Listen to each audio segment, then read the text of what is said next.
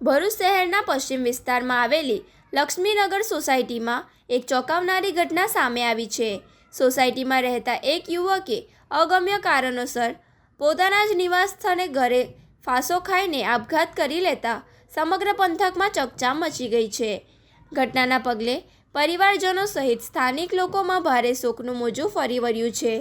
મળતી માહિતી મુજબ ભરૂચની લક્ષ્મીનગર સોસાયટીમાં રહેતા મુસ્તફા સૈયદ નામના યુવાને કોઈ અગમ્ય કારણોસર પોતાના જ ઘરે ફાંસો લગાવીને આત્મહત્યા કરી લીધી હતી। મુસ્તફાએ આ આપઘાતી પગલું શા માટે ભર્યું તે અંગે રહસ્ય હાલ એક બંધ છે। પ્રાથમિક તપાસમાં આપઘાત પાછળનું કોઈ ચોક્કસ કારણ જાણી શકાયું નથી। ઘટનાની જાણ થતાં જ ભરૂચ શહેર બી ડિવિઝન પોલીસનો કાફલો તાત્કાલિક ઘટના સ્થળે દોડી આવ્યો હતો। પોલીસે ઘટનાનું પંચનામું કરીને જરૂરી કાયદેસરની કાર્યવાહી હાથ ધરી હતી। ત્યારબાદ યુવકના મૃતદેહને કબજે લઈને પોસ્ટમોર્ટમ અર્થે સિવિલ હોસ્પિટલ ખાતે ખસેડવામાં આવ્યો હતો।